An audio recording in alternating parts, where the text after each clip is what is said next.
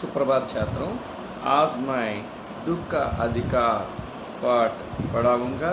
आप ध्यान से सुनिए और अच्छी तरह समझिए। मनुष्यों की पोशाकें उन्हें विभिन्न श्रेणियों में बांट देती है। प्रायः पोशाक ही समाज में मनुष्य का अधिकार और उसका दर्जा निश्चित करती है।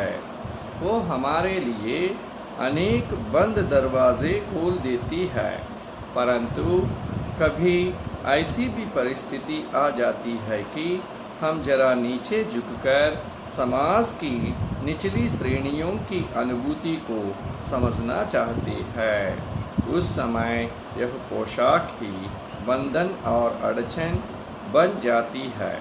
जैसे वायु की लहरें कटी हुई पतंग को सहसा भूमि पर नहीं जाने देती, भूमि पर नहीं गिर जाने देती, उसी तरह खास परिस्थितियों में हमारी पोशाक हमें झुक सकने से रोके रहती है। देखिए, हम लोग हर दिन कपड़े पहनते हैं।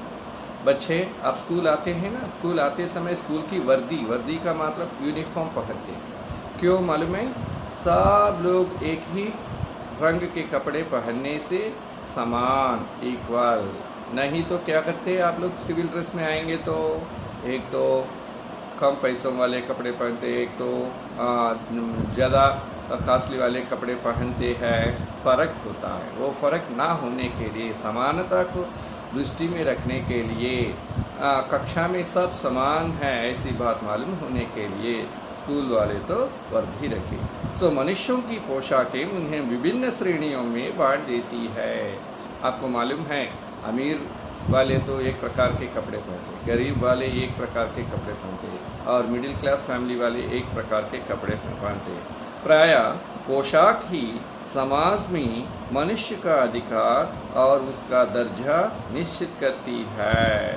शुरुआत में पोशाक माने कपड़े, समाज में मनुष्य का अधिकार माने मनुष्य को किस प्रकार का अधिकार है और उसका कैटेगरी क्या है, ये कपड़े ही निश्चित करती है। वो हमारे लिए अनेक बंद दरवाजे खोल देती है। कपड़ों से ही मालूम पड़ता है। परंतु कभी ऐसी भी परिस्थिति आ जाती है, कभी कभी इस प्रकार की परिस्थिति भी आ जाती है कि हम जरा नीचे झुककर समाज की निचली श्रेणियों की अनुभूति को समझना चाहते हैं। किस प्रकार की परिस्थिति आती है मालूम है? हमसे भी जो गरीब है उन लोगों की परिस्थिति को जानने के लिए हम स्वयं झुककर समाज की निचली श्रेणियों की अनुभूति को भी समझना चाहते हैं। उस समय यह पोशाक ही बंधन और अड़चन बन जाती है। एक उस स्थिति में हमारे जो कपड़े हैं, ये कपड़े ही हमें तो बंधन के रूप में और अड़चन माने विघ्न और रुकावट, इंटरप्शन के रूप तो बन जाती है। जैसे वायु की लहरें कटी हुई पतंग को सहसा भूमि पर नहीं गिर जाने देती। आपको मालूम है, यही है ना वायु। वायु के झोंकों से क्या होता है? लहरों से कटी हुई जो पतंग है वो तो नीचे नहीं गिरती। उन वायु की लहरों की वजह से वो आसमान में ही एक जगह से दूसरी जगह गिर जाने निकलती है, नीचे गिर जाने नहीं देती। उसी तरह खास परिस्थितियों में हमारी पोशाक हमें झुक सकने से रोके रहती है। खास का मतलब मुख्य स्थितियों में हम जो कपड़े पहनते, ये कपड़े तो हमें नीचे झुक सकने से भी रोके जाती है। अभी दूसरा अनुच्छेद देखिए। बाजार में फुटपाथ पर कुछ खरबूजे डलिया में और कुछ जमीन पर बिक्री के लिए रखे जान पड़ते थे। खरबूजों के समीप एक अधेड़ उम्र की औरत बैठी रो रही थी। खरबूजे बिक्री के लिए थे, परंतु उन्हें खरीदने के लिए कोई कैसे आगे बढ़ता? खरबूजों को बेचने वाली तो कपड़े से मुंह छिपाए सिर को घुटनों पर रखे फफक फफक कर रो रही थी। बाजार में फुटपाथ पर कुछ खरबूजे डलिया में और कुछ ज़मीन पर बिक्री के लिए रखे जान पड़ते थे।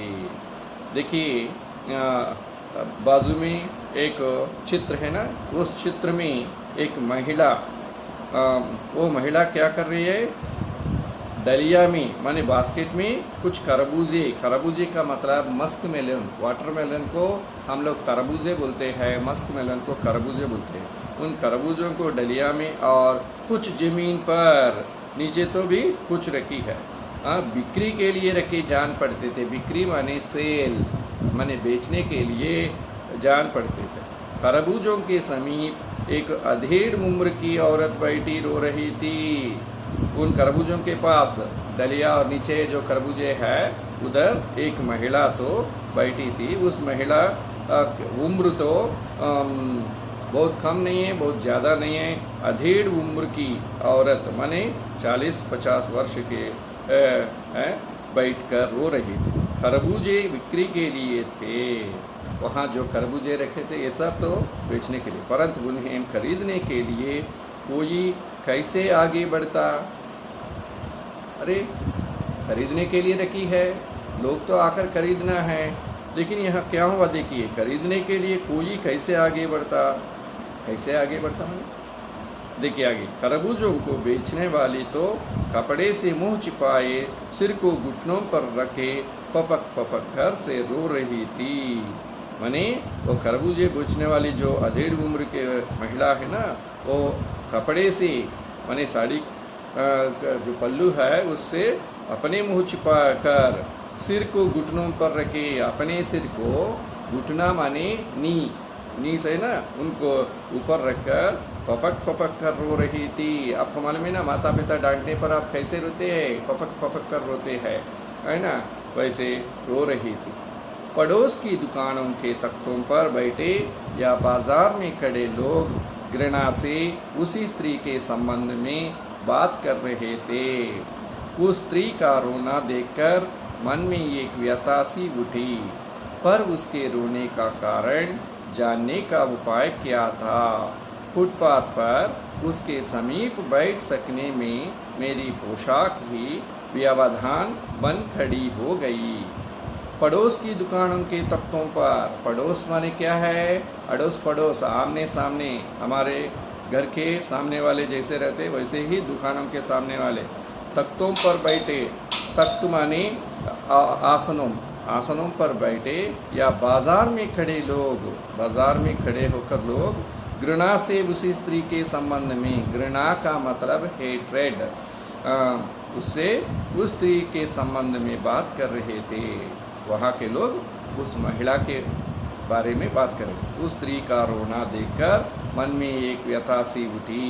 उस स्त्री रो रही है ना, रोने को देखकर मन में, हृदय में एक व्यथा सी उठी। व्यथा का मतलब बाधा, चिंता। पर उसके रोने का कारण जानने का उपाय क्या था, वो क्यों रही है, उसका कारण क्या है, उसको जानने का उपाय क्या था। फुटपाथ पर उसके समीप बैठ सकने में मेरी पोशाक ही व्यवधान बन खड़ी हो गई। अरे अच्छे कपड़े पहने, मैं तो उस स्त्री के पास जाकर क्या हुआ, क्यों रो रही है, ऐसा पूछने के लिए मेरे कपड़े तो मुझे रोकी। बस यहाँ तक, धन्यवाद।